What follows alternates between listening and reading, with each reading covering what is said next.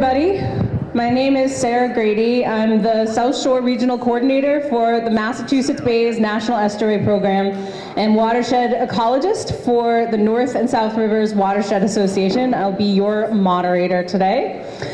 We'd like to welcome you to our Water New England's Next Big Challenge conference put on by the Watershed Action Alliance. Before we get started, there's just a couple of quick typical housekeeping notes. The bathrooms are back out toward the registration desk, and then you take a right. If you'd like to move forward a little bit, your preference, just make sure you can see and hear well. And there's water and coffee and tea at the back.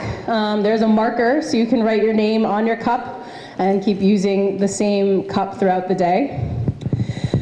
So we would really like to thank our sponsors for today's conference.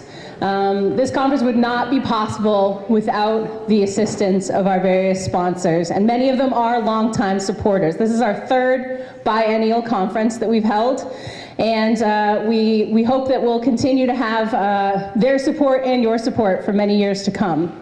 At the highest sponsorship level, our Bald Eagle sponsor is the Island Foundation.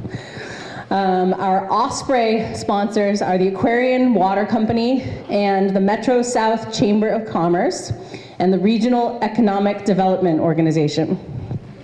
We have 5 Bluefish level sponsors this year: Beals and Thomas, the Town of Hanson, the North and South Rivers Watershed Association, Horsley Witten Group, and the Plymouth Cultural Council, which is a subsidiary of the Mass Cultural Council. We have 17 herring and 2 krill sponsors, and their logos are on the slide display. And many of our sponsors do have representatives here, so if you encounter them while you're wandering around the exhibit hall or grabbing some coffee, please thank them for their support. And make sure you do visit the exhibit hall during lunch and during the breaks to learn more about our sponsors as well as the various organizations that are participating here today. So now is Michael McHugh here? On his way. On his way, all right. Well then I will start my introductory remarks then, and if he comes in, then he can interrupt me. So today's conference focuses on water, obviously, something that is very important to all of us. And as we all know, we do face a lot of issues with water quality, water quantity. And today, in addition to talking about the issues that we may be having, we're also going to be talking about the things that we're doing now and the things that we can do to try to solve some of these problems. One of the things that my organization, the North and South Rivers Watershed Association, has been doing with its board lately is trying to hone people's elevator speeches. So what do you tell people when they ask you what you do and what your passion is? Why are you doing what you're doing? And I kind of got out of this round of elevator speeches because I had already come up with one. But thinking about what I was going to say today, one of the things that's important to telling somebody what you do is why you care, and your personal experiences. So when I started out, when I decided when I was 7 years old I was going to be a marine biologist, I was very saltwater biased. And as I grew up and went through my education, I still kind of clung to that a little bit and said, oh, I'm a marine biologist. Like, I don't want to deal with that fresh water. Like, that's not what I had planned to do. And then sort of, I started creeping up into the estuary a little bit. I was dealing with salt marshes, and then I got a summer internship actually with the NSRWA, and I started doing stormwater water quality monitoring. So I was like, okay, well, some of the sample sites are in fresh water, and just so kind of creeping upstream. And then the first thing that I worked on at the NSRWA when I got hired was a dam removal grant proposal. It's like, wow, this project's like pretty far up into this really fresh water. And now I'm doing things having to do with water supplies. as well. So I've come to I've honed my own elevator speech to incorporate the fact that we work from our headwaters to our coasts, and we're working on the watersheds that affect and protect those waters. The other night I spoke to a group of Boy Scouts, and they have their Boy Scout oath and their Boy Scout law, but there's actually a third oath that they take, which is kind of a natural protection oath that talks about like not setting the forest on fire and like taking your trash with you. But one thing that really struck me was that one of the tenets is to be observation-minded. So I'd like to encourage all of you today and beyond to be observation-minded, pay attention, and hopefully you'll be able to take something home with you that you can use in your own watershed in your own home. So I don't know if Michael has arrived yet, but there we're doing. Keep talking. I'm about 1 minute into my own presentation. So the way today is structured is we're going to have 2 sessions in the morning. The first is going to be focusing on water quantity and quality, and that is going to be moderated by Alex from Jones River Watershed Association. We'll have a break and go hang out in the exhibit hall. Then we'll be talking about the future of water in New England, so thinking forward, moderated by Eric Wahlberg from Manomet Center. We'll have lunch. And then the afternoon, we'll have our plenary presentation by my friend and colleague, Alex Hackman from the Division of Ecological Restoration. Yeah.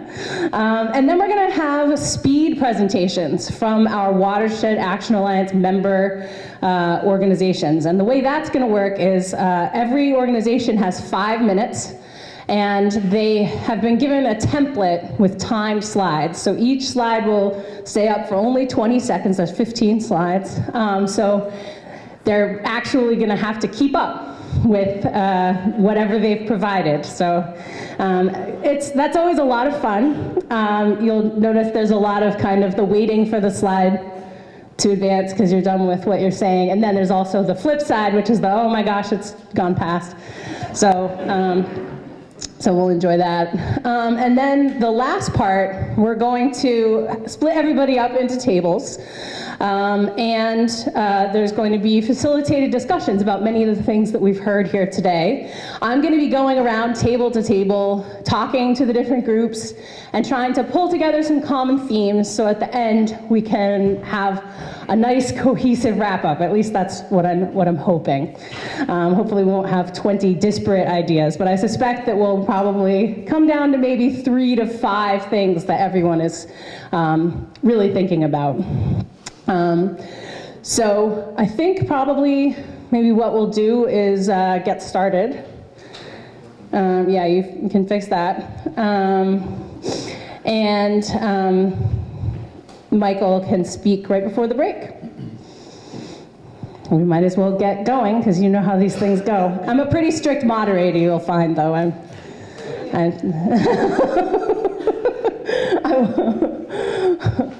right. So I'm going to pass the mic now to Alex.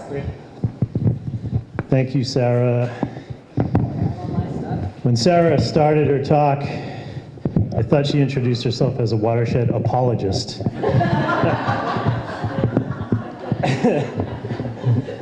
We don't have anything to apologize for here. Get a quick show of hand of my 3 session speakers to make sure we have everybody here for that. I see you in the back there, Mike. Okay, great. Is John here? You here, John? Oh, thanks, John. Great. Okay, so I want to continue to welcome you, carry on what Sarah was just saying. It's exciting for me to be here. I grew up in Hanson. I learned how to swim on the docks that you saw down there when you're pulling into Camp Kiwanee here. So it's pretty fun to be back here all these years later, talking about water issues again. And so it's really exciting. I welcome you to sort of my backyard. So also carrying on with what Sarah said, you know, we put this conference on. It's the Watershed Action Alliance. It's a group of watershed associations. And everybody here, the fact that you showed up today, this audience, is people who have an interest in our local resources. You're interested in the water, you're interested in the community, you're interested in sustainability, you're interested in the environment. And we really appreciate that. So you've kind of already self-selected yourselves as people who have an interest in this. And as such, you are advocates for those issues in your community. Not everybody can be here, not everybody can be learning about those things, not everybody cares that much. So what we try to do with this conference every time we put it on every other year is to give you information and tools. You came here because you want to learn about these issues, you want to understand, and you want to be able to use that information to have conversations with your community, to know what you can do yourself and what you can talk to other people about doing. So we really appreciate you being here because you've already shown that you care about that. And so that's the intention of all of these talks that you're going to see today, is to give you information, give you tools. And so our first session today, we're going to be talking about water quantity and quality. You've probably heard that phrase before. Those are sort of the key issues about water that encompass everything. We've done these conferences in the past. Of course, we're largely environmental-based, ecological-based organizations, and so we always take a real slant towards the environmental and talk about environmental issues. And usually when we're talking about those things, we're talking about competing uses, and one of the big competing uses, of course, is human use, water supply, municipal use. And so today, in light of trying to give people tools, I want to focus the session a little bit more towards that human use side, to give people perspectives on what people are going through when they're trying to provide drinking water, what they're thinking about in terms of drinking water, and what the sort of issues related to that are. So I'm going to introduce all three of the speakers now because they're meant to be a cohesive session. So I want to kind of give you a spoiler alert about where the session is going. So first we're going to have John Mullaney from the U.S. Geological Survey. He's in the Connecticut office, but he's the regional expert on geology and hydrology. He does a lot of work in this area, so he knows the area well. And he's really perfectly positioned to talk about the intersection of surface water and groundwater, reservoirs, lakes, and ponds, and rivers, and how those relate to water that's in the ground. And a lot of us, I think, we have a pretty informed audience here, so you all are aware that those things are well connected. I think the general public doesn't. And so learning from John how those things intersect and really getting an understanding of what the interactions of those are so that we can bring that to other people in a discussion. Next up, we'll have Michael from CEI, Comprehensive Environmental Inc. There's an engineering firm that consults for a lot of water suppliers. Mike is an engineer and an expert in water supply, water distribution. And I know Mike through his work with the town of Kingston, consulting for their water department. And Mike's going to talk to us about water quality and water quantity as it relates to providing water to people, how the limits of water quantity can impact water quality in your drinking water, and how impacts of water quality can have an impact on the total quantity that you have available for your supply. So I think it's going to be really interesting, and he's going to be talking about some of the issues that have really been at the forefront in some of the local towns like Kingston and Scituate. And then lastly, we'll have Joanne Zagman kind of bringing those together. She's the president of Fountain Collaborative, which is a small company that really brings sustainability programs and campaigns together in a way that people can relate to them and get excited about them. And she's also the Brockton's commissioner on the Central Plymouth County Water District Commission, which is a regional district commission that deals with water issues in about 8 towns around here. So we're not all in that district, but Kingston and Pembroke and Halifax, Hanson, Brockton are all in that district. And so Joanne's going to talk to us about what these water quality and quantity issues mean to the everyday user at the tap. So the people who aren't in this room, the people who aren't thinking about water issues, aren't thinking about environmental impacts, and what it means for them and how we can relate to those people and how we can get our message across. And so I'm really looking forward to hearing all 3 of these talks, and we'll go through all 3 talks, and then we'll do a Q&A at the end because they really kind of come together. So John, if you could come up for our first talk. I'll bring you up here. I'm just meeting John in person for the first time. We've been speaking on the phone. So you should. You should be good to go. A couple little edits, but then I was like, whatever. Thank you for Alex. Thank you for inviting me to your conference. I like coming to conferences like this. Serving on my own boards and commissions locally in Eastern Connecticut and on a couple of watershed organizations that I participate in down there. And so I appreciate all the work that people do. And there's a lot of things to do in the water arena these days. I thought Alex asked me to talk about the interaction of groundwater and surface water. And for the title of my talk, I used, we have a USGS circular that's kind of meant for the public, which is titled Groundwater and Surface Water, a Single Resource. But I thought I would stress here in New England how it's a single resource. This is sort of my extended elevator talk, as we were talking about before, because a lot of us at USGS, we work in the water field primarily in New England, and we work kind of in these realities every day of this groundwater and surface water as a single system. But one of the things I realize is I work at it and look at these things. I'm driving around here. I've never been to Hanson before. I'm driving around. I'm looking at things around the area, and you're always trying to interpret things, and you realize a lot of people don't necessarily do these things, and they're not thinking about it routinely. And I was just at some meetings with some state officials from Massachusetts who were saying, well, we have to get the word out about, this connection because, we're getting people are telling me things like, well, my water comes in an underground river from Canada from my well, or,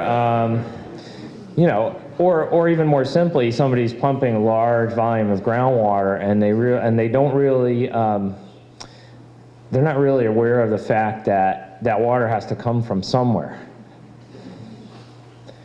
And I thought maybe hopefully I'll answer some of these questions, and hopefully people know the answers to these questions, but talking about, how is our water flowing? How did it get there? What paths did it take to get there? Maybe how long did it get there? I didn't add that one. But, what are the natural variations in this system that we sort of have New England-wide, this kind of wet part of the country? And then talk a little bit about how our human activities affect this system.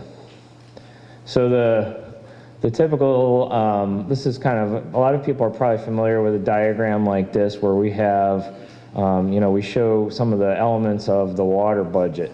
And that's really what my talk is about, is talking about these elements of the water budget and how they vary. We've got our rainfall on the landscape. We have some of that water that makes it down into the water table as groundwater. We have evaporation that leaves there. There's other ways that we have evaporation too. We have groundwater that let's see if we can see. I guess you can't see my cursor, but that's okay. We have the groundwater that makes its way in these pathways over to rivers, and then we also have sort of our surface runoff. That's the water you see running down the streets, running over the landscape, maybe running through the shallow soils and finding its way into a river.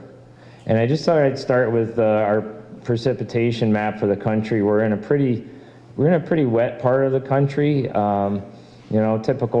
Typical rain precipitation in the year is somewhere around 40 to 60 inches of water a year, and if you start adding that up over your watershed areas, realize it's a really large quantity of water.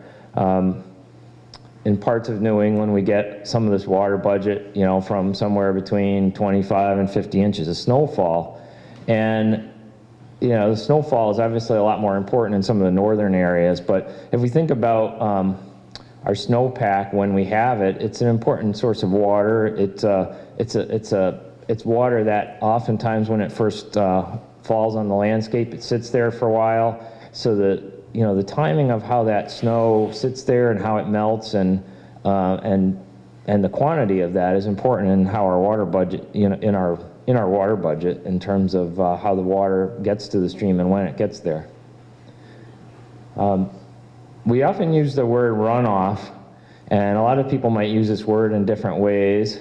You know, hydrologists are really talking about runoff in terms of this volume of water that comes out of the, if you think about we're here in the, say in the Jones River area, we're thinking about that volume of water that passes the watershed outlet, wherever you decide that might be, over a given period of time. So if you think about it, it's sort of like if you captured all that water that came out of, say, the Jones River at your area of interest, and you collected it all up over the course of a year in a whole swimming pool, and then you decided to kind of spread that water evenly over the watershed, how deep would it be? And I'll jump, I got one slide that's a little bit out of place here, but this gets back to our, I think this is the one I actually removed from here because it was sort of out of place, but we'll talk about some of these pathways for water a little bit more. But if we jump right into our differences between precipitation and runoff. So as I was saying before, this was just some data I pulled for the area around the Jones River, and I'm not familiar with all the complexities of how water is managed, but I could see from reading a little bit that there are a lot of questions, and there's water diverted, and there's water pumped, and there's a lot of things going on there. But the USGS has a gauge in the Jones River where we've been collecting flow information for a long time. And so our typical, the blue curve is our precipitation. There's our sort of 45 to 40 to 60 inches of rainfall that we get, that varies depending on our wet and dry years. Like you can see you can see our low point in 2016 here for where I have this data was a pretty significant drought. But then we look at the runoff. So out of that rainfall that we get, how much of it actually comes out of the mouth of the watershed? Well, it turns out it's about 20 inches less. And where did that water go? Well, in a natural system, it literally evaporated. And we use that term a lot, but in this case, that's what really happens is we have water that's taken up by plants and trees. We have water that directly evaporates from surfaces. So you lose a lot of that water right there. But that's sort of, then we look at this amount of water and we look at some of the competing human uses, and then that's sort of the water that we've got left to work with. And then, we talk about, so that being said, there's often a balance between the water coming out of that watershed in terms of groundwater discharge and the recharge rate. So the groundwater recharge rates in New England are something like, they vary a lot depending on things like geology and slopes, and a variety, and localized differences in rainfall and things of that sort. But it can be somewhere on the order of 8 inches to about 25 or more inches in New England, especially in areas like, my next slide, come up, there we go. So in our areas with our large stratified drift deposits, these are a lot of our major aquifers, especially in Massachusetts, especially in southeastern Massachusetts, where this is sort of the dominant feature. Our areas that have the coarse grain sand and gravel deposits, there's a lot of groundwater recharge you get because there's such good infiltration down to the water table. This is kind of what some of those look like. This is actually from near my neighborhood in Connecticut, but I've seen many of these. Anybody who's been in a sand pit sees our glacial, the layers in our glacial sand and gravel deposits. And but some of our other areas, I'm going to back up for a second, some of our other areas as we go west and in some other parts of the state and New England, we have a lot of areas where we're covered with a thin layer of glacial till. The glacial till tends to have a lot less, it tends to be less permeable, you get less water into the ground in those areas. So we get a smaller volume of recharge in those cases. So just when we think about groundwater recharge though, when does it happen? Well, in most of our areas in New England, it really only happens in any significant way during the non-growing season. So basically, if we think about, I'm showing groundwater levels here for a USGS well that's in Hanson, along with some precipitation, daily precipitation for a couple of years. But what we see is that, and this is sort of the end of the 2016 drought happening here in this graph, where you see during the basically when we get the first frost in the fall is when we can start getting some water back into the ground. And that's basically because once the plants stop taking up a lot of that water can start seeping back down to the water table and sort of replenishing some of that groundwater storage. One of the things you notice in this graph is this sort of kind of peaks sometime a little bit after this time of year, sort of April, May time period.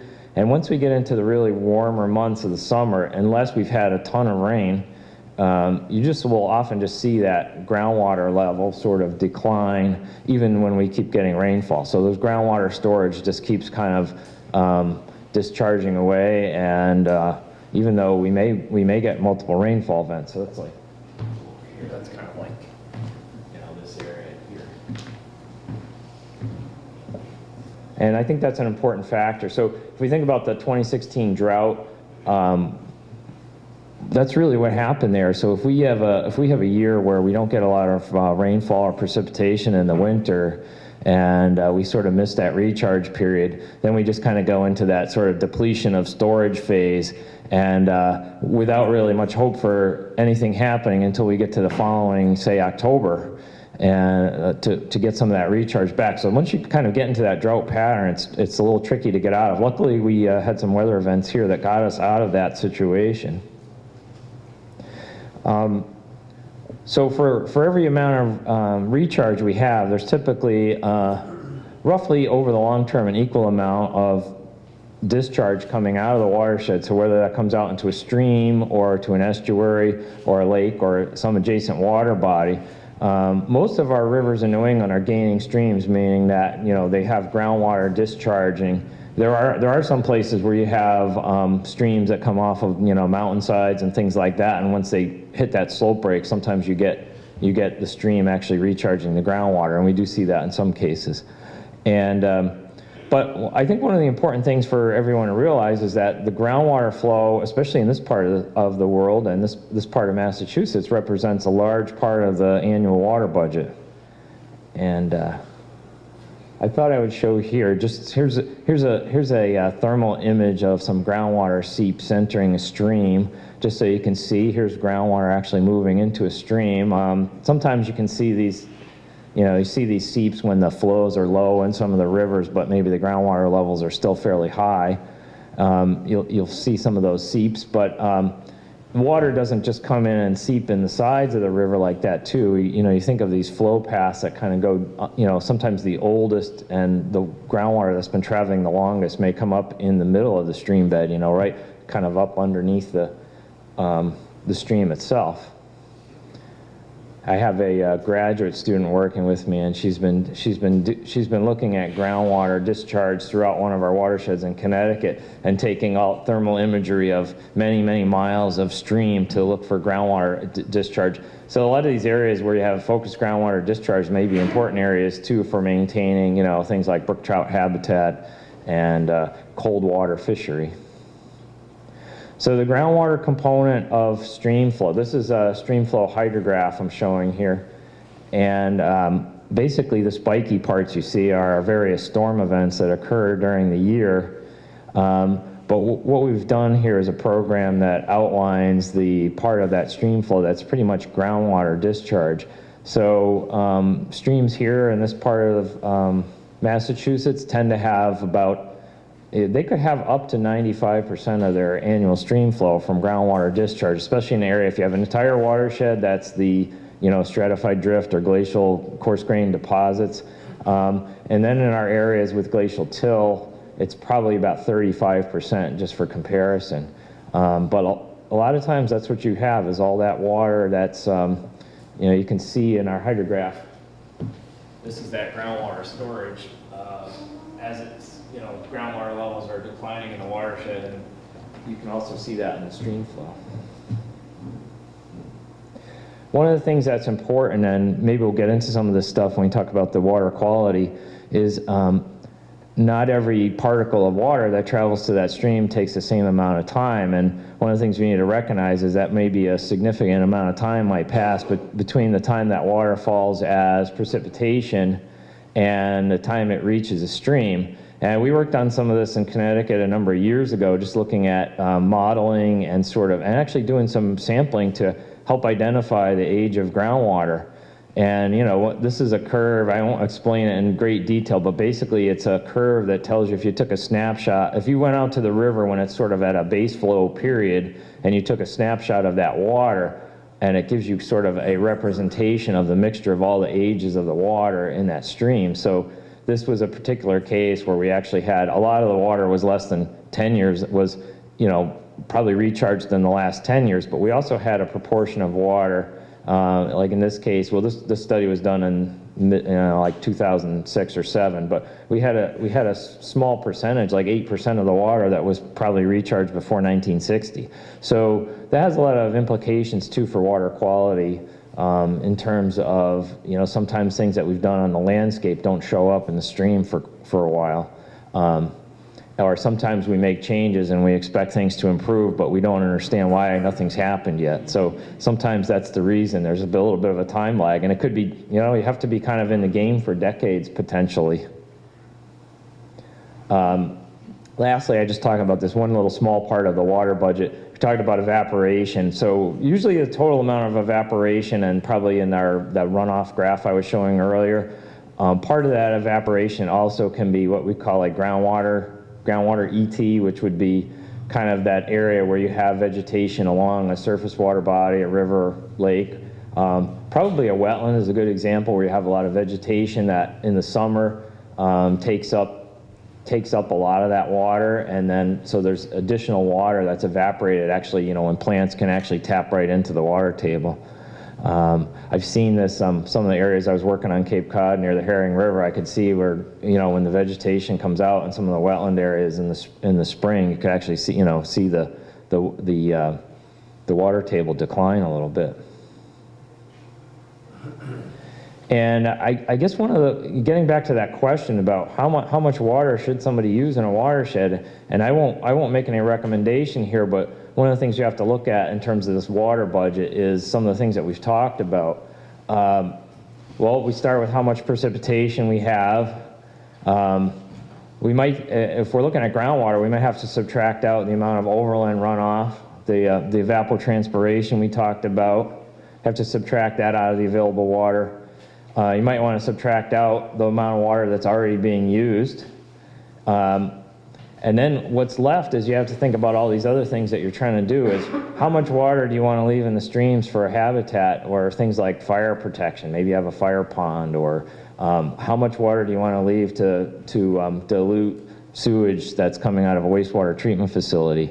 Or maybe you've pumped a lot of groundwater, but downstream from that well field is another reservoir that you're trying to fill the water for drinking water supply. So I won't say what these numbers are supposed to be, but that's what everybody is always charged with, is kind of trying to balance all of these things, because obviously a lot of these won't go away. And we work in a system that's not so natural. So that's where I get into talking a little bit about what kind of changes do we see when we have urbanization in an area and we have development? And some of the things I talked about we have, and I guess I've got impoundments in there twice, but we have our surface water reservoirs and water withdrawals and diversions. We move a lot of water around. I think one of the things I read for our gauging station in the Jones River is that there's a chunk of the upper part of the watershed that's sort of considered diverted all the time to another watershed. So those have a lot of implications for things like large changes for, even down to the coastal scale when we get to our embayments. You have the large groundwater withdrawals, private wells. There's return flow associated a lot of times with private wells, meaning through our septic systems. And some of the other things we think about is how does impervious cover in a watershed change the balance of the groundwater and surface water system that we're talking about. There's impoundments again. And return flows, these would be like the bigger ones. Like one of the things that's happened in a lot of watersheds is that as we've gotten developed, we take drinking water out of the headwaters and then we return it to some lower reach of the river as sewage, or treated wastewater, I should say. But that's what we're talking about here. And so when we talk about pumping of groundwater and how does that affect the water budget. Well, there's a couple of different ways, and I have two diagrams here. The top one sort of shows, a well that's kind of in the flow path to the river, and you're withdrawing water. Maybe it's getting pumped out to another area where it never gets returned. And so essentially what you're doing there is you're kind of intercepting water that eventually would have made its way to a stream. But the other way that we often have too is the bottom diagram kind of shows the, when maybe you have pumping really close to a stream or a really high volume of pumping, where you have, in that case, you actually have the ability to induce water from the stream back into the aquifer. So, there's some good things and bad things about that. The good thing is it gives you access to other water that came from upstream in the watershed possibly. It might be runoff water. So you might be in a sense here where you're creating additional recharge because you're actually pumping and you're pulling in water. But obviously there's some potential effects for downstream users, especially in maybe really dry periods of the year. So this is, and I was going to say, some of this. Some of the discussions have always been, in the past, like a lot of people will analyze an area and say, well, we have X amount of recharge, so that should be the amount of water we can use. But I think one of the things you have to recognize is that as we start to pump groundwater and we have a change in our groundwater storage in our watershed, a likely outcome is you'll have a decrease in the outflow. So meaning over time, you'll see the stream flow decrease. The other curve that's in there, the one that says increased flow, might be, though, the case of where you have that induced infiltration. If you start pumping and putting a stress on the system, you might start pulling water back either from a stream or somewhere, especially areas here like southeastern Massachusetts, where we have groundwater divides that occur over these. We don't have like a hard drainage divide where there's like a rocky mountain ridge between watersheds. You have kind of a gentle divide where you might not actually see the groundwater divide because it's under the surface. And so, one of the other cases might be you might start pulling water from an adjacent watershed and shifting where that groundwater divide is. So there's a lot of those different things. This is just one more kind of picture of that sort of diagram where normally we have kind of this balance between groundwater recharge and groundwater discharge, but when we change that cycle, now you've got pumpage. You either have to have an increase in recharge or a decrease in the outflow eventually. It just may take time. And this is a lot of time the hard thing for people to get. And it's hard to measure too. It's hard to see in some of our stream flows unless it's really obvious because, sometimes it might only be, a few fractions of an inch of water but in that stream, but in the depth of that stream. But over the course of a day, that may add up to millions of gallons. And I threw in the sort of our rural homeowner kind of a well with a septic system here too, because this is a system where in some ways we recycle some of that water. A lot of water is pumped. Water that's used in the home is often returned to a septic system as water that's probably of lesser quality. And a certain percentage is returned. It's not returned exactly to the same place. So it might affect the water budget locally. So this is also another, a source of, how the water budget changes, although it may not have too much effects on the water budget depending on how much of that water is actually, how much of that water is consumptive use, how much of it sort of disappears. Water that we use for irrigating lawns, especially if it's done correctly, probably is all lost to evaporation. So sometimes we think of outdoor water uses as the largest consumptive water use. And when we get into urbanization as far as impervious cover goes, I just wanted to show a couple examples of a couple of watersheds. Now these are watersheds in southwestern Connecticut in the New York City area, metro area, but these are areas that are similar in a lot of ways as far as they're somewhat rural, but you have some development going on. So here's the difference in the stream flow between a watershed with a 10% impervious cover and a 4% impervious cover. One of the things we see is that the stream flow is much more flashy where we have that kind of impervious cover. The peak stream flow is much higher. And once we get that water out of the system, the groundwater discharge part of that curve at the bottom is actually a bit lower. So, in a sense, what a lot of that impervious cover does is it kind of short circuits water that might have become recharged and kind of takes a shortcut and just gets it into the stream right away. And of course, that has implications for water quality and things like water temperature for habitat as well. If your water comes from a hot parking lot in the summer, it's not really the same kind of water going in there either. It's, especially if you have, say, a cold water fishery. And I'm getting close to the end here, but this is one example of a pretty urbanized stream in Connecticut where we've done a lot of work. It's the Quinnipiac River. It drains into the New Haven area. And as I was doing this talk, I pulled together some long-term information. I wonder what I'm showing is a graph of the minimum stream flow in any year since 1930.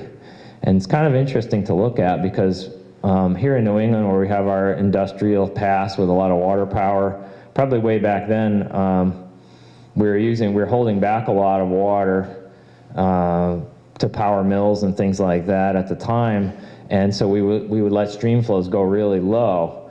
But what's kind of interesting over time, as we come into, say, the 1970s, probably what we see in some of these rivers is, you would think, well, maybe we have less groundwater, or maybe we have less base flow because we're pumping a lot. There are actually wells in this watershed, but the other thing that happens here is we're returning a lot of wastewater too. So the wastewater volume is increasing. Sometimes that water maybe came from another watershed too, because it was, it may have been piped in from through a water diversion. And so, interestingly enough, a river like the Quinnipiac River, which, by the way, is a lot cleaner than it was, say, in the 1960s, and it's improved dramatically. But still, I think we find in a really dry summer, you might find that the water in that stream is 80% wastewater. So these are some of the changes that we see, and maybe a lot of the water supply has come from the headwaters. So there's a lot of rerouting of water, and of course, if you think about a river like this, where you have possibly that induced infiltration that we were talking about, it's still important that the well that you're pumping and the river that you're next to have kind of equal or good water quality too. Lastly, on my talk, I kind of threw this in, but I can see that maybe we're going to be talking about some more about climate change later. But I want to just pose a bunch of questions. How is the system going to change with a change in climate? So some of the questions and some of the things we think about are, I think it's generally thought that we will, under our warming climate, we're going to have, and we're showing that we have greater precipitation, but maybe it's going to be more variable with some extreme events. How do things like a smaller proportion of the annual water budget coming as snowfall, how do those affect the things like the changes in the volume and the timing of recharge and runoff? And those may have important implications for our water use, as well as things like habitat. If there's particular species that are dependent on getting water at a certain amount of time, or depending on those high flows, say going into an estuary. We have warmer temperatures probably in the future. Well, that probably means greater evapotranspiration, but it could also mean higher water demand if we have a lot more demand for watering lawns and things of that sort. So one of the questions with a lot of the hydrologists is, under a warming climate, is that increase in evapotranspiration, does that offset the additional water that we're getting? And I'm not sure if we have the answer to that one yet. But lastly, too, we think about a lot of our watersheds here, especially coastal Massachusetts, they end up in the ocean, and we have a lot of coastal communities. With the rising sea levels, we often, too, our groundwater surface water interactions include interaction with the estuaries and the salt water. And so, our higher groundwater levels, with higher sea levels comes higher groundwater levels as well. And rising salinity, inundation of some of our infrastructure, things like that, and possibly, we think of if we have any low-lying areas that we use for well fields and things like that, are any of those prone to getting washed over during storm surges and things that might be a bit higher? It's interesting when we're talking about New Haven. We worked with Yale University one time, and there was kind of an interesting discussion there about they were being pushed a lot to do a lot of green infrastructure where you put a lot of groundwater back into the ground. But it's interesting is a lot of New Haven was developed when they were pumping a lot of groundwater for industrial uses, and the water table was a lot lower. One of the things they find is a lot of Yale University buildings have deep basements, and they started finding, well, we're getting a lot of groundwater seepage into the basements now because the water table is starting to rise back up to normal levels. So it is one of the, even though the green infrastructure is a big thing of actually for water quality and trying to get water back into the ground, maybe there's some places where we have to be careful about doing it so we don't flood things out, you know, especially if we're in coastal areas with rising sea levels. So. Anyway, that's about all I had on that, and I hope that helps you think about the system that we talk about, and I hope we start talking about these things again, you know, on the bigger scale, and that, you know, some of the understanding of the system, you know, gets down to the students and the schools, so we start thinking about how we manage this system, and I think we do, and a lot of water managers do, but it's maybe the message maybe isn't getting out there sometimes to the general public.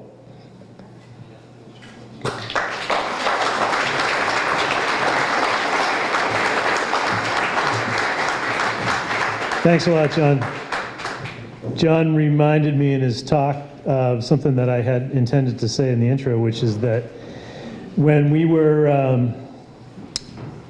last did this conference 2 years ago, we were coming out of that and Mike, if you want to come up on, we were coming out of that 2016 drought, and so we were here in March 2017, and I think every talk and everybody in the room was talking about the drought all the time. And we've had this wet year right now, and just ask yourself how often you've been thinking about drought this year, which is probably not much. So don't forget to think about it. So next up, Michael. Thank you for having me here today. As Alex mentioned, I am primarily, I'm a civil engineer, and I have spent pretty much all 30 years of my career to date working in public water supplies, primarily with cities and towns in Massachusetts.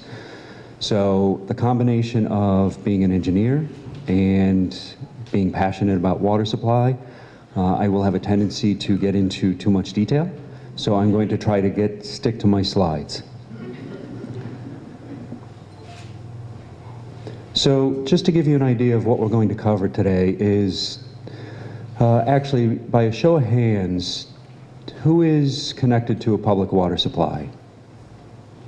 Okay, and then who has a private well? And then who doesn't know? That's good, because if I were to ask that of the general public, it would be shocking to see how many people just don't know. And their bottom line is for them, hopefully they're on a public water system and somebody's taking care of things for them. But from their perspective, they just want to open the tap and get the product. So just to give you an idea of what a typical pump station or a typical groundwater supply is, and I'm going to focus primarily on groundwater in my talk. When you get into surface waters and treating surface waters, it's very dependent upon the actual surface water quality, as you can imagine, and it's a much more complicated and expensive process. So, especially in this part of the state, as John had mentioned, the soils do tend to be very favorable for finding locations where you can get a fairly plentiful amount of groundwater of decent quality, or at least historically that's been the case. So that's how a lot of these systems developed.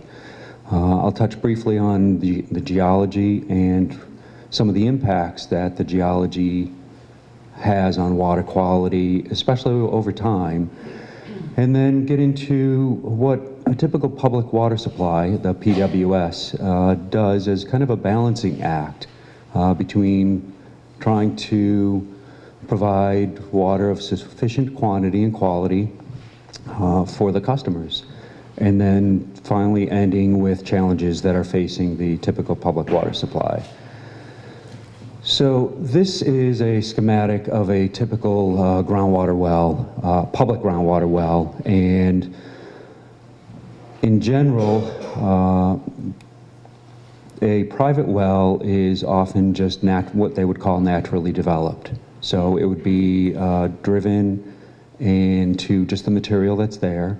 The amount of water that you're trying to withdraw is on the magnitude of, say, 20 gallons per minute. You're really only trying to provide, your household demands. When you get into a community-based system, you're really trying to find sources that are hundreds of gallons per minute to make it actually viable as an investment, because you have to go through quite a process to find the source, get it, investigate it to see if it's going to be viable, if there's any water quality issues, and then ultimately figure out, is it worth developing, and then the cost of actually putting in the infrastructure to do that. So part of that is often doing what is called a gravel packed well. So you can see here there are different layers. The actual well casing and pump is right in the center with the well screen at the bottom. And in these two outer layers, what they do is they advance larger casings during construction, and then as they pull them back, they have a series of concentric circles and layers, and they fill those with progressively going from fine to coarser gravel or sand and gravel of some type. What this does is actually make a very nice transition from whatever the native material is to the well screen, and allow you to have a more efficient well screen design and less chance of having issues with water quality or clogging well screens over time, especially when you start to pull higher volumes of water. This is a graph, similar drawdown curve that John had shown, and what I wanted to point out here is this is really the zone of influence, and this is a very idealized situation where it's a very homogeneous material, so everything's if you were to look at from above, it would be a nice perfect circle. In reality, that is not what happens. You do the best you can to determine localized soil conditions based on borings, and then rely on the extensive soil mapping that USGS has done and accumulated over the years from the collection of borings and work that's been done throughout the area. For those who aren't familiar, Massachusetts DEP regulates all the public water suppliers, and each groundwater source has its own series of protective zones. So a zone 1 is by default for a larger size well. It's a 100,000 gallon per day well or above, which essentially is like 70 gallons per minute for an instantaneous flow rate. That automatically requires a 400-foot radius, and what that means is that's the area of most concern, where you don't want anything happening because it could severely compromise the well. That must be owned or controlled by the water supplier. You can imagine, as time has passed and development has happened, it's harder and harder to find that amount of space, which is roughly 15, 16 acres, and it has to align with where the soils are good, and it's scarcer and scarcer. The next zone that's protected is referred to as the Zone 2, and that's determined based on computerized modeling of the groundwater flow. So what you would do is create a model of that area, and it's a segment of just kind of more of a regional perspective, and you apply the pumping loads, what you plan on withdrawing through that well, and then to kind of simulate a worst case condition, you model it for 180 days, continuous withdrawal, without any recharge from precipitation. So that's pretty extreme, but you never know. I mean, we start talking about climate change, and you never know. Even with some of the, even though we might get precipitation, if the storm events become more short-term but more intense, it's harder and harder for that water. That water doesn't get into the ground or aquifer. It just goes right down the stream in a torrent and really doesn't benefit us. The Zone 3 is a little further beyond, and that is really the surface watershed that you would then say is connected and in some fashion, in the big picture, contributing and supporting the aquifer that was, the portion of the aquifer that was identified in the Zone 2. So the protected areas in that require then zoning bylaws and specific restrictions are Zone 1 and Zone 2. I have a quick little picture here. This, can anybody recognize what segment of the state? And it's in this region. Yes, it is the canal. I know the canal gives it away. Sagamore Beach. Yes, Sagamore Beach, yes. I know, I was trying to keep things anonymous, and it's like, no, you can't. The geography is too. So, this was for the North Sagamore Water District, which is a quasi-municipal entity, separate from the town, but they are a public water system. And their region is their service area is pretty much right here, kind of on both sides of Route 3 there, right before, north of the canal. And so they have a well here, and they have a couple wells over here. This is an output. It's an older version. It's what I could readily find. So not as good a quality as you would get today. But this is that same, if you kind of rotate it a little, this is that same point, and this is the canal. So this is the canal going here on the curve, that is this curve. So there's that same well point and the other two wells. And what this is modeling is these are the groundwater contours in this area, as would be expected. I mean, this area is primarily sand. And the groundwater flow is going towards the ocean. By virtue of doing the modeling and modeling groundwater withdrawals through these wells, this identified the Zone 2s, which is where the water's coming from over the 180 days of no recharge from precipitation. So these are the areas that then get identified on the local zoning maps as being subject to special protection. What I want to shift to now is some of the basic geology that we encounter in New England and that ultimately impacts or has some impact on the groundwater quality. A lot of these wells for the public water supply in this area at least are what I would call like overburden wells. So they only go down into, as you picture, layers of overburden material and eventually getting down into bedrock. So there's a separation there of wells that are in overburden versus wells that are penetrating down into bedrock. So even this discussion on the previous discussion on the Zone 2, those models really apply to overburden wells. Bedrock wells are kind of a unique animal and rely on other dynamics such as cracks and fissures in the bedrock to supply water. So it's a little more nuanced in terms of where the water's actually coming from. Typical elements that show up in groundwater around here are iron and manganese and sometimes arsenic. Arsenic not so much in this area of the state, and you'll see why on the next slide.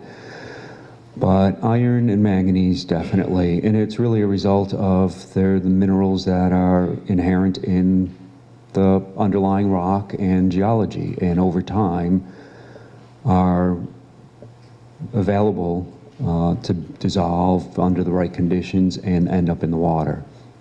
Iron, I mean, all of the iron and manganese are both things that we actually need in our diet in some fashion and at some level, but they can create problems at certain points.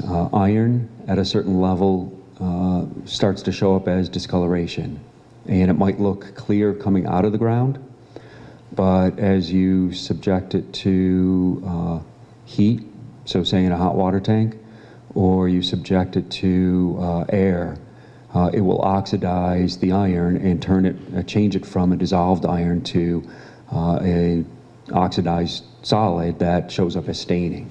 So if anybody has brown staining, or even one of the things I'll get to is it can clog, build up, become a food source for iron bacteria in wells, and clog equipment to the point where you have to do extensive cleaning or even replacement. Manganese historically was low enough levels that was more of a similar discoloration, took more of a black stain, but recently there have been health implications that I'll touch on later that have kind of raised DEP's awareness of that issue, and I think you're seeing more and more communities having to implement some type of treatment for manganese. And arsenic is definitely not what you want to have in your water. Here's a map of the entire US, and what it's showing is this is specific to manganese. You know, I could talk about all three, you know, manganese, iron, arsenic, but I'm going to quickly zero in on manganese because I think it's more of a current topic and a lot of what water suppliers are really struggling with now.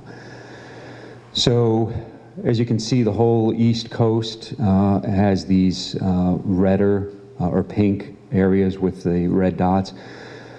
Those are areas that are higher concentrations of manganese in the wells. And this is a collection of whether they're public wells, private wells. It's whatever data was available. As you can see, it kind of follows the ridge of the Appalachian Mountains, kind of extending up, right up into Maine. No surprise. Zeroing in on New England, just to give you a sense of what those levels are, for manganese, right now, the kind of from a perspective of being discolored and just kind of being a nuisance, the level is 0.05 milligrams per liter. So if you're under 0.05 milligrams per liter, you're probably not going to see it show up as a problem. If it's over that, chances are people are going to start noticing discolored water and staining. If it's over 0.3, that is the level that Mass DEP and EPA has actually issued it to as a health advisory level. So that's become now the trigger point for Mass DEP saying we want you to implement or develop a manganese action plan, and oftentimes that's treating it and removing it. Well, but before I switch, wanted to just point out, so this is kind of where we are, and there's Sagamore Beach area right there. So as you get closer to the ocean, you know, we get into more of just these sand deposits, and they're pretty extensive sand deposits. Water suppliers are fortunate, but as Alex knows and mentioned, even I was going to try to keep it quiet, but we cross paths in Kingston. So Kingston I'm going to talk about that briefly. They're very coastal, but they are definitely dealing with manganese levels and have implemented treatment at one source and need to implement it at others. This is a quick, this is kind of one of the studies that prompted Mass DEP's renewed focus on manganese, specifically from a health perspective. It was a study, I think it was the there's been a couple studies by the same group of authors, primarily out of Quebec, but what kind of brings it close to home is one of the participants, one of the primary authors in this study, is based out of Boston Children's Hospital. So what they determined through these studies is that there was a measurable impact to children's IQ that felt they could link to increasing levels of manganese in the water. That's very troubling. So that's what really sounded off the alarm, and as a result, re-established this 0.3 from Mass DEP's perspective as, okay, if you hit that, we need to have you do something. Before I shift to some of the how do you deal with that, I wanted to just touch on some of the problems that you see when you have, say, iron or manganese. And these are shifting back to, say, iron for the two photos on the left. The one on the far left is more of a typical home-based system where you might have a submersible pump in a well, have some type of hydropneumatic tank that it's pumping into to maintain pressure in your house and take care of instantaneous uses as you turn faucets on and off. And you typically would have some type of cartridge filter there, and I would imagine some people have seen that lovely color, and it didn't start out that way. And that's what water suppliers are dealing with, is that same thing, but it's on a much bigger scale. So you can just imagine, I mean, the amount of water you're using at on a home-based scale, and then magnify that by 100-fold for a community, and you can't use cartridge filters. So I'll get into some of what they do end up having to do and what some of the options are. Photo in the middle is I don't know if anybody's seen a well pump pulled out. This is the bottom of a well pump. So these are the actual impellers, and they just kind of, you can have any number of impellers depending on how deep your well is and how much pressure you want. And so the water's actually getting pulled in down through here, and then this is the motor which sits down below. And so you're pumping everything up, and this, I am sure, was nice, clean, painted, shiny, new when it went in. And this is where the water's actually trying to get pulled in. And chances are, if you pulled open, I've seen when they open some of these, and essentially you have a impeller, like a very high-tech fan blade that's doing the pumping of the water up through. Some of those can just get so clogged up with iron primarily, and iron bacteria, that you'll notice that your withdrawal and your ability to pump just decreases significantly, and you just have to pull it out, clean it, sometimes replace it. Sometimes it'll get so encrusted that you're literally like having to chip it off. The photo on the far right is,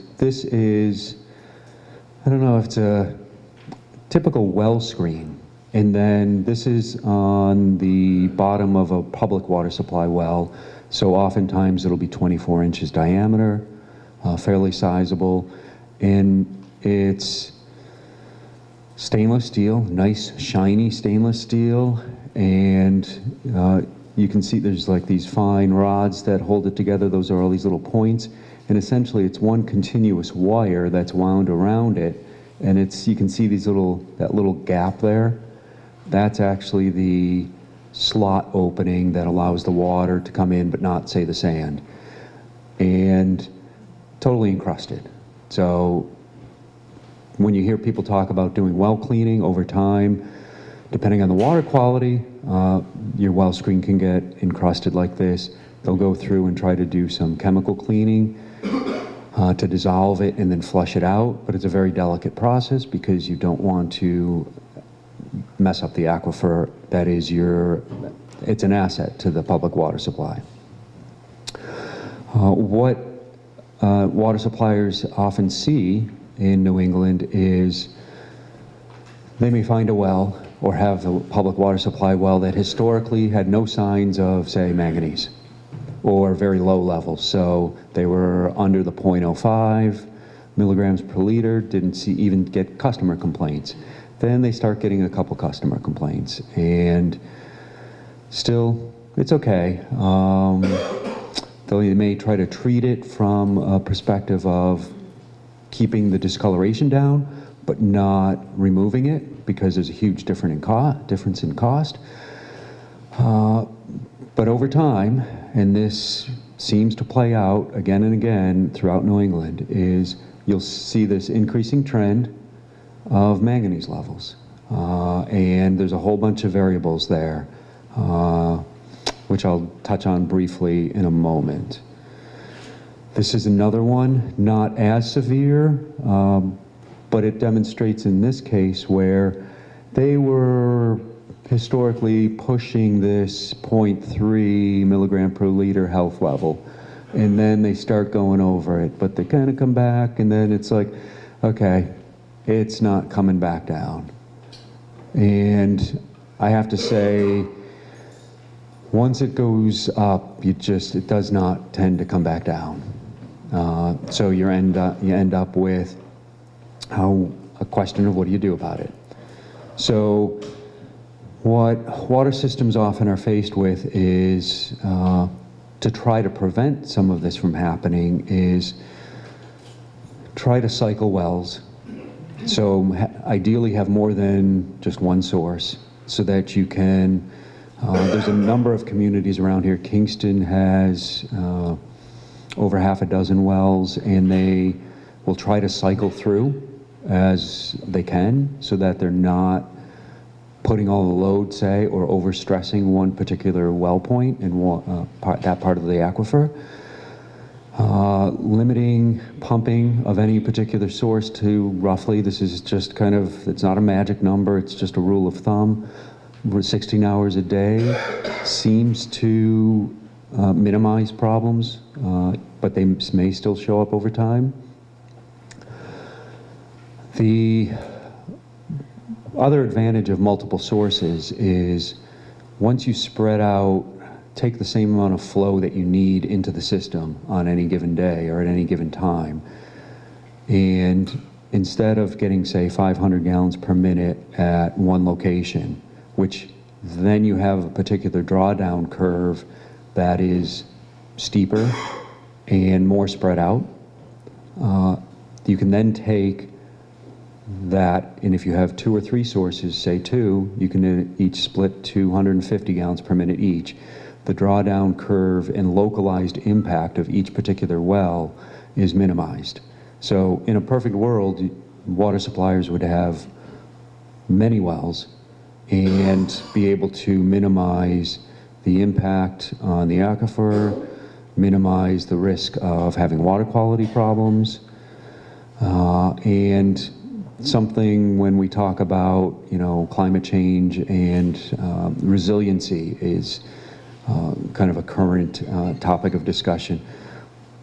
Why wouldn't you want more, so that if at any point one goes down, you really haven't lost the ability to serve your customers? One thing that came of this concept in Kingston that I'll get into on the next slide is, with different sources, a community like Kingston actually has, it falls within 2 different basins, one of which is stressed and the other is less stressed. So from a big picture perspective and from a state Water Management Act perspective, and from Alex's perspective, they would prefer let's not use the wells that are proximate to the Jones River. Even though there isn't a direct turn the pump on, it's getting water directly from the river, as John pointed out, there's a connection there, big picture. So if we can move that withdrawal point and take it further away, which in this case, they have some that are on the, it would be the south, the southern tip of the town, and it actually falls into the Taunton River Basin. So it helps the overall water balance for the region. And so we actually looked at that through a Water Management Act grant project, which was really actually good. But as I mentioned before, even though that's the ideal, place like Kingston, they're in the process of trying to find new sources because they'd much rather find clean sources and not have to treat than make that transition into treating.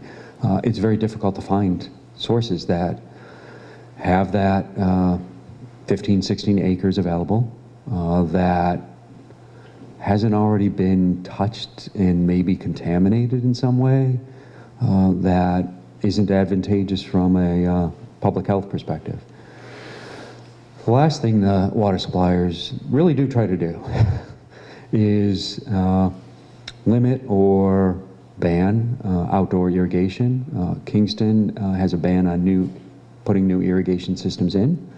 I've seen other communities implement separate meters for irrigation so that if you want to irrigate, they're going to make you pay. And it's more from a perspective of it's a valuable resource, and in making a social judgment of collectively that drinking water is a necessary higher need than a green lawn.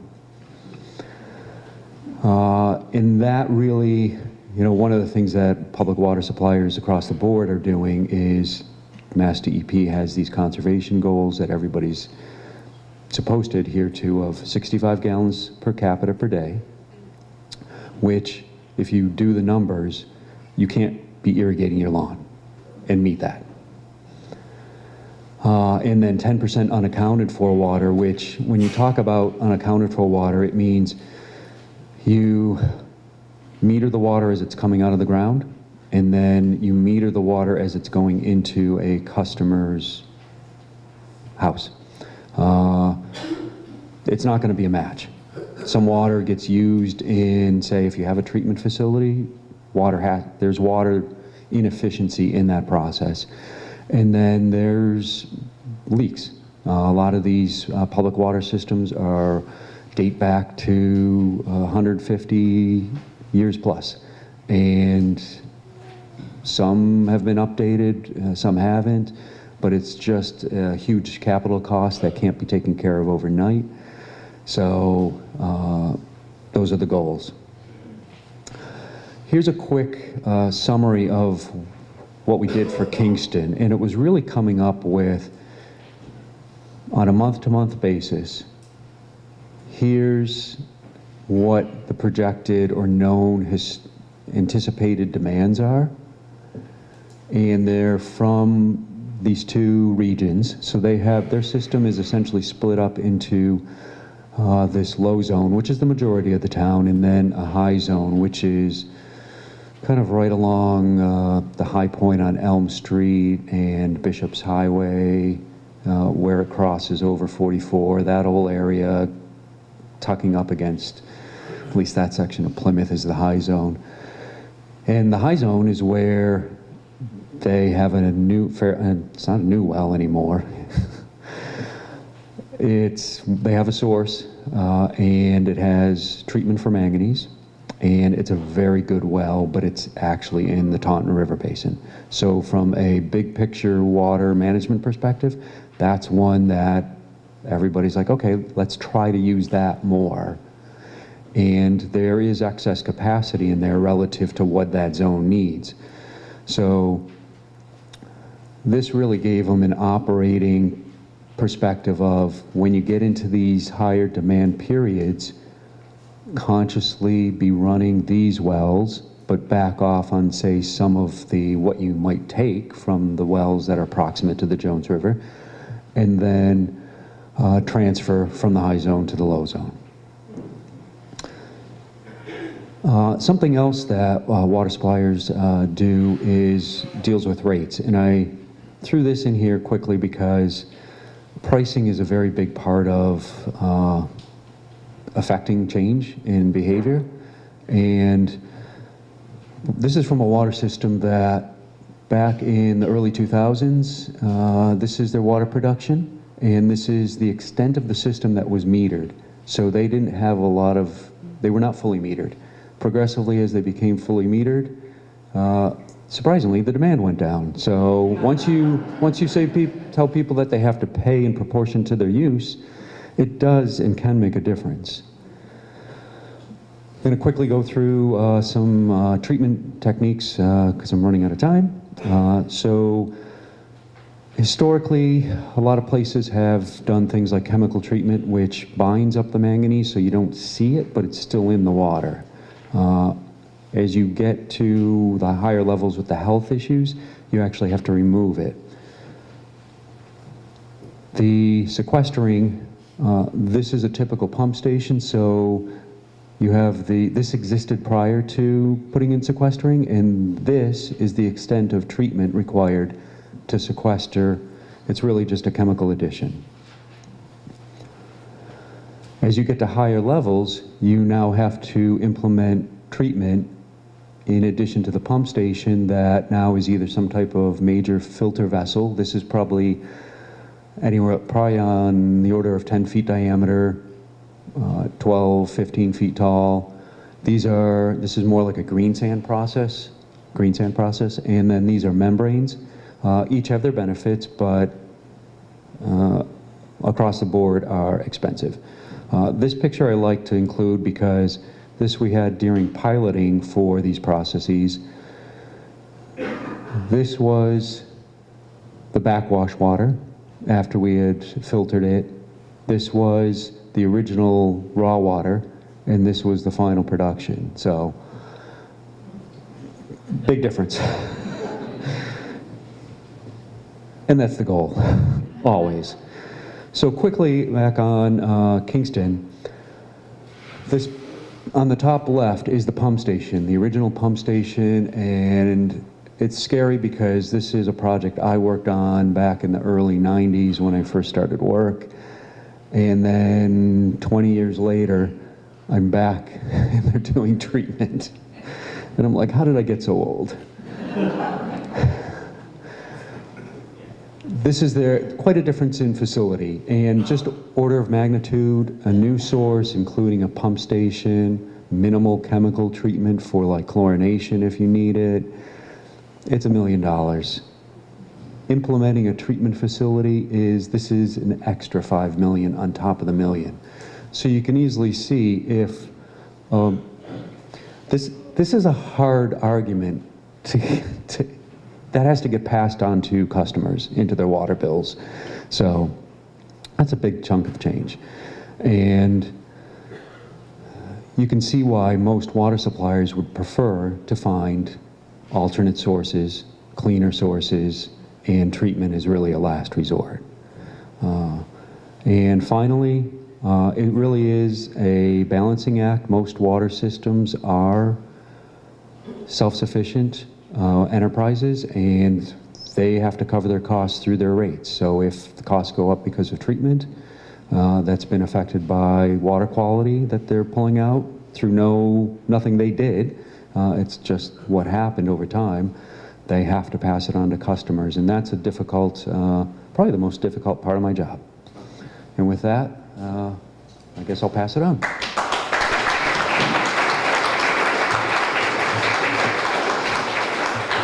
All right, thanks a lot, Mike.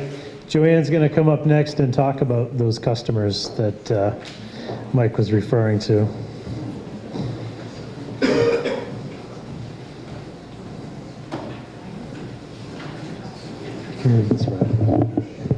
Hey, Joanne.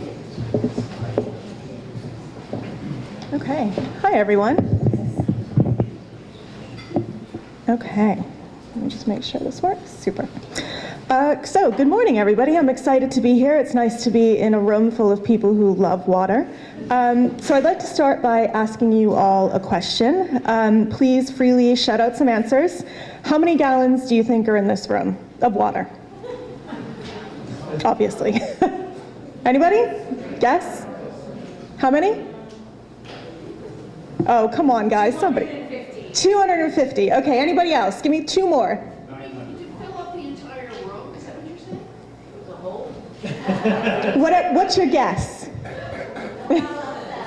This is the type of thing you get asked in a consulting firm, you know, and then they have you work it out. How much water the room holds or how much water is in? How many gallons of water are in this room?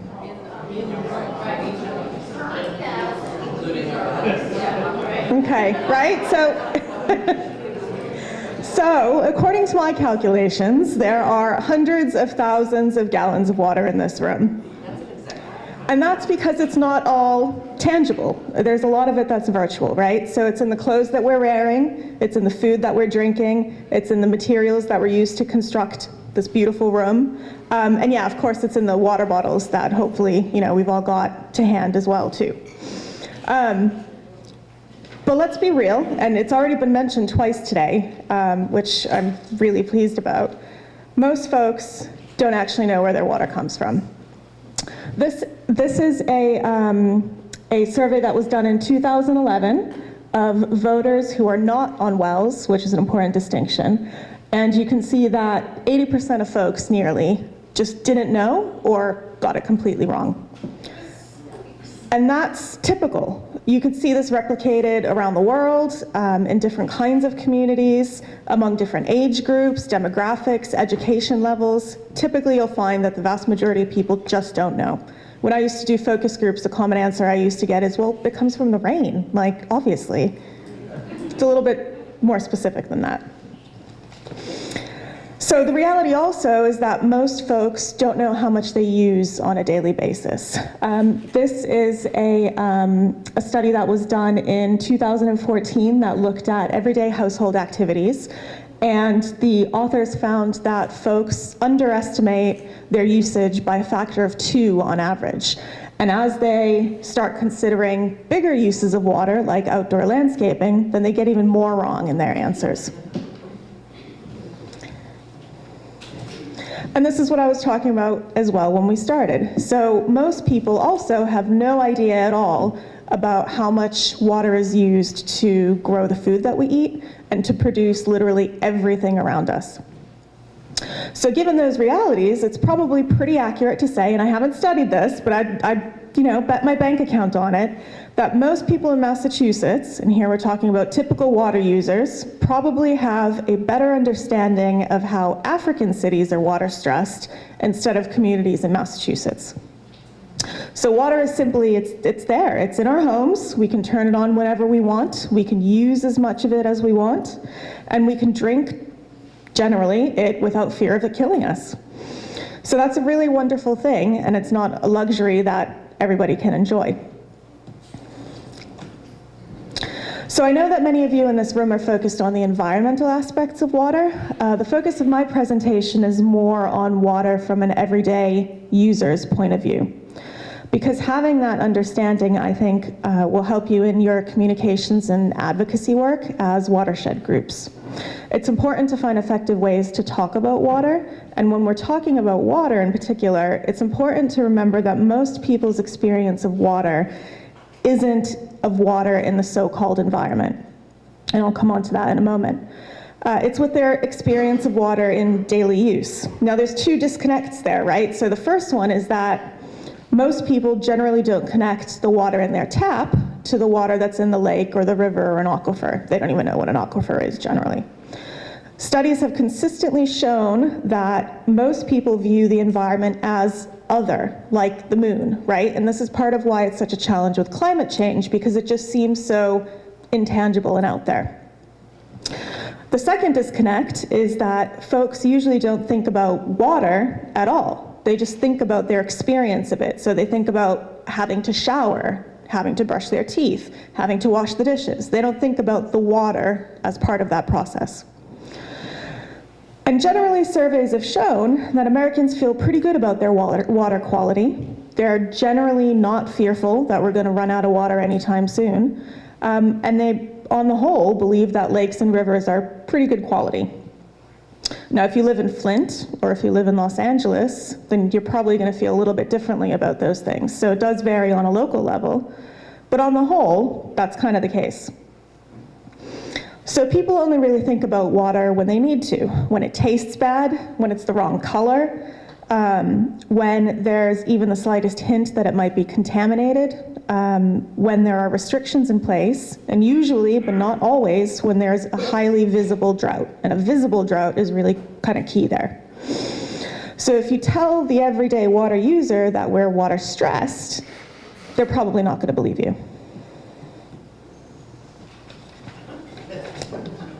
So that's pretty frustrating, right? We all understand in this room, and especially after the first two presentations, why water in the environment matters to us in our homes. And generally, we all have a high value on water in life in general. So I want to talk a little bit about why the everyday water user doesn't have that same kind of understanding. So behavioral scientists have long understood three things about us humans. The first is that we favor experience over analysis. The second is that if something's out of sight, it's out of mind. And third, that people aren't rational, and we shouldn't expect them to be. So I've been working on water issues since 2006, and even in my short time in the field, I've seen what's called the hydro-illogical cycle in motion. And here it is. It's one of my favorite water cartoons. If you guys work in the water field, you may have seen this before. It gets put up everywhere, almost at every presentation around the world that I've been to. And it sums up life pretty much for most communities. So we're normally in this state of apathy, you know, using water whenever we want, enjoying our lifestyles, all because of this abundance. And then wham, a drought comes. Here in Massachusetts, it's less of a wham and more of a, you know, polite hello, usually. The droughts are usually short. They're usually not too dramatic, at least for now. Then we finally get some media coverage of water. Water's finally in the papers. That never happens. Towns put up water restrictions, generally speaking, and some folks start letting their lawns go brown. Maybe they spend a little bit less time in the shower because their kids are telling them to. Kids might have learned a little bit about that drought in school, so now they're telling Mom, you're too long in the shower. But we hardly ever hit the panic stage here in Massachusetts. There are communities around this country and around the world that do. But here in Massachusetts, drought's usually not that big of a deal. The rains come and we revert back to a comfy state of just guzzling water. And it's all kind of comically tragic. And I'll give you a real example of this locally so you can see this in action. So here we are in this area of Massachusetts. Actually, the water body right outside this window, I believe, correct me if I'm wrong, Alex, feeds into Furnace Pond, I think, which eventually feeds into Silver Lake, which is the main source of water for Brockton, my hometown. So Brockton used to be a booming industrial city, and it needed more water. So in 1899, it tapped into Silver Lake. So Brockton is about 15 miles away from Silver Lake to the west, and Silver Lake is actually in a different watershed than Brockton.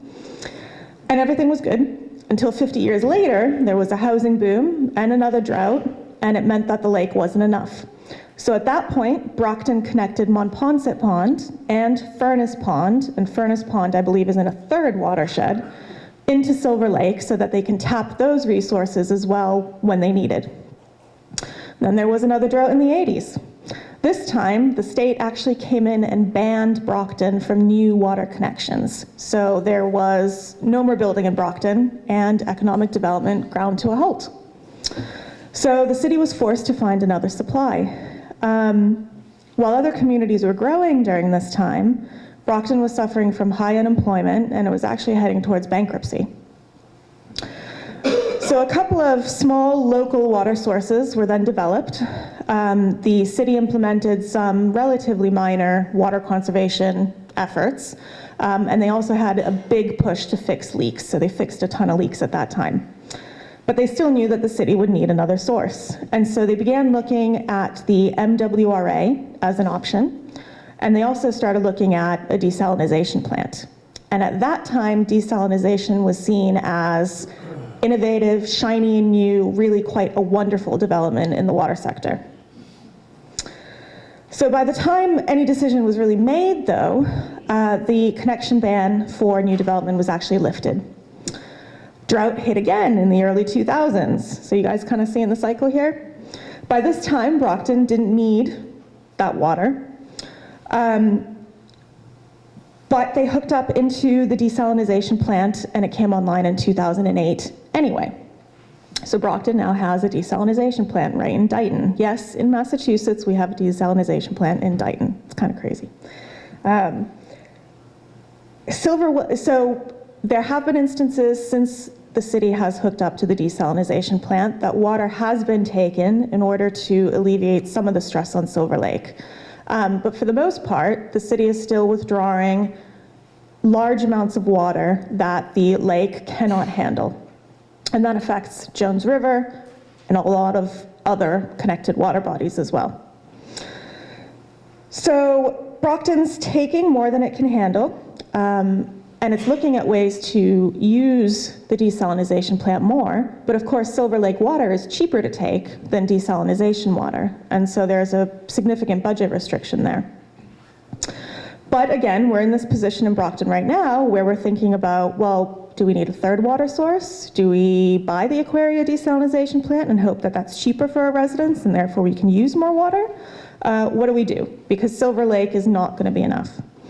So this is the story that you see over and over and over again in many communities. Instead of planning for the long term and really trying to find a sustainable solution for water resources, they kind of plan everything around these cycles of drought. So I want to talk a little bit about that from the perspective of the everyday water user. I'm not going to get into the politics of any of it here. But I do want to note, of course, that politicians and city officials are everyday water users too, right? They're usually not water experts. So remember how I said that our brains favor experience over analysis. If something's out of sight, then it's out of mind, and that people are usually rational, right? So scientists who study behavior have embraced what they call this dual process theory of reasoning. And it's pretty straightforward. We basically have a Dr. Spock on our shoulder, inside our head, however you want to imagine it. And the Dr. Spock is a side that is very objective, conscious, deliberate, really processes information pretty intensely. But then on the other side, we have a Homer Simpson. And Homer is the one that's impulsive, emotional, totally subconscious. He acts on a whim, is really into immediate gratification. And generally, when information enters our brains, we use both of these sides to process that information. But the two sides don't always agree. And especially in times of stress, or if we're rushed, or if we're not paying attention, the Homer side usually wins out. So while Spock might be telling me to pay attention to water because it's going to save me money and it's going to protect my drinking water source for my children, Homer's telling me that there's no immediate problem and that actually I've had a really long day at work and I want to take that 30-minute power shower. So behavioral scientists also understand that there's something called low self-efficacy at play here, and you see that often among non-voters. And it's this sense of feeling that people have where their individual actions don't actually matter. And you see it across the board with climate change as well, too. A lot of people just feel like, so what? Even if I stop driving my car, it's not going to change anything. So even if I took a shorter shower, I'm not going to solve the drought problem. Why should I bother? It's kind of a bummer. But there is hope.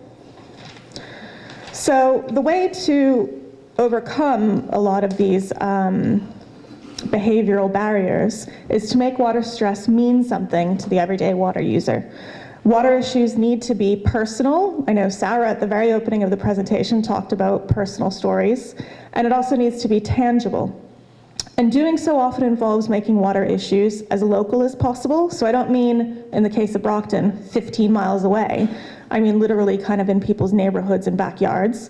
And it also has to be visible. So it's important to appeal to a broad audience too, and that often means, and I know a lot of people in this room might find this uncomfortable, that unfortunately emphasizing economic aspects is often going to get you farther than emphasizing nature conservation. That's just kind of a fact of life, if you're talking about appealing to a broad audience, right? Because some people respond really well to environmental messages. So the most effective messages are going to appeal to both Dr. Spock and to Homer. So you could say to me, for example, hey Joanne, how about you take a bath instead of a power shower, fill that bath up halfway, the other half with bubbles, then you're using less water, you're still really enjoying yourself, having a nice luxurious bath, and you'll save water and money. So that's a lot more appealing than just telling me not to take a power shower. The other important thing as well too is that if you can make it seem like everybody else is doing it, that's going to take you a long way too. Because we're social beings as people. We don't like to look silly, we don't like to look selfish, we generally like to be like everybody else. And behavioral scientists understand that. They call it social norms. It's what you see, for example, when you get on a full bus, you can sit next to somebody, no problem. But if you get on a half-empty bus, you're not going to sit next to somebody unless you absolutely have to. It's kind of not socially acceptable in many cases. I guess it depends where in the States you are, but generally speaking. When I was living in London, the Queen famously, and Buckingham Palace is right in the middle of London, she famously told her gardeners to stop irrigating the lawns, and they died. Well, they didn't die, actually. Grass, even though it's brown, is still alive. But it went totally brown, and a lot of people followed. It was in the papers, it was covered, and people took her example and said, well, hey, if the Queen is letting her lawn go brown, I'm going to do that too. So that's really, really powerful. I know she's a celebrity, of course. A monarch, I don't know. But I don't know if she'd like being called a celebrity. But it applies the same way with recycling as well, too. You see in neighborhoods that the more recycling bins there are, the more likely there are to be more recycling bins moving forward. Because as soon as one person starts it, another one follows, and another one follows. But the challenge, of course, with water is how do you make it public? And one way that they've done that with energy, which has many parallels to water, is that they've started sending people smart bills or energy reports. So you can now see your energy use compared to your neighbor's use, and even to your efficient neighbor's use. And so that means that if you see that other people are using less than you might be a little bit more motivated to do something about that yourself. There are water utilities in the United States that also use that method. As far as I'm aware, I don't think any Massachusetts utilities have done it, but the software is there and the technology is there. And other places have shown that the same effect can be seen with water as with energy. So these are just 6 ways, or sort of 6 tips from the behavioral sciences that can help in water advocacy and communications work. And the challenge, of course, is to get everyday water users to think about water when there is no crisis. So, as I said, folks are generally content with water here in Massachusetts. This is a 2018, I can't remember if this was a primary election poll or a general election poll, but it was a poll of likely voters at the time. And you can see pretty clearly that the water system of all our different infrastructure systems was rated way better than the other stuff. Take a look at natural gas and see how people feel about that. So to advance our goals, what we need to do as water advocates is to appeal to everyday water users. And we can do this by emphasizing water as a public health issue. I'm sure between manganese and PFAS and all the other stuff that's been in the media lately, you can really see how that resonates with people. Also talk about it as a need to protect it for our children and grandchildren. That's also a message that people really understand, is that, hey, this is our kids' water and what they're gonna be drinking in the future as well. And also, emphasizing how great of a value it is in comparison to things like cable TV or Coca-Cola. If you take a gallon of water and it's delivered to your home, if that same gallon of Coke was delivered to your home, you'd be paying significantly more for that. So water actually is a really great value, even though it's also super expensive. So what's really interesting to me as well too is that people overwhelmingly support investment in water infrastructure. And Many studies even show that they'd be willing to pay more on their water bills in order to help pay for that investment in infrastructure. And that's partly, to me, suggestive of the fact that people really do fundamentally understand the importance of water. They just don't realize the immediate need to have to conserve it and protect it. That's all I've got. Thank you very much.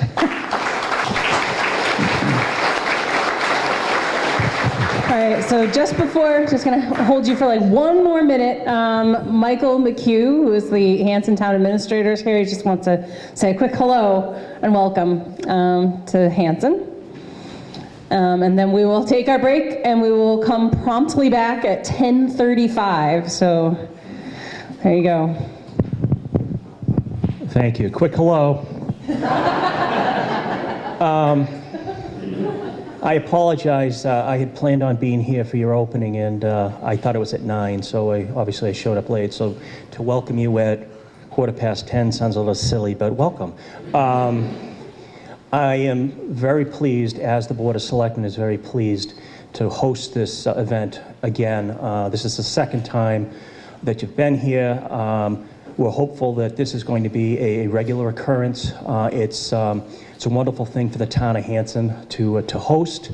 The town of Hanson takes, and I'm not going to belabor the point because I'm telling you things you guys already know, the town of Hanson takes the protection and the finding of water extremely seriously.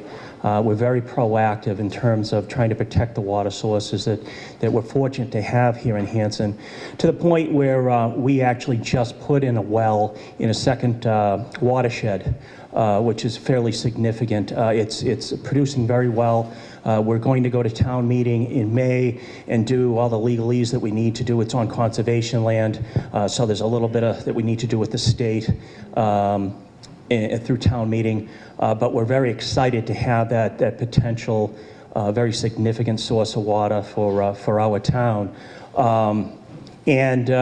I mean, just in closing, I didn't say much anyway, but just in closing, I just do want to say how much I appreciate all of you coming to our nice little town, to this wonderful location here, this wonderful facility. I hope you enjoy it as much as we enjoy having it, and I wish you the best for the rest of your conference. Thanks very much, and take care. All right, so I encourage everybody to go visit the exhibit hall and refresh your coffee, and come back promptly for a 10:35 start for session 2.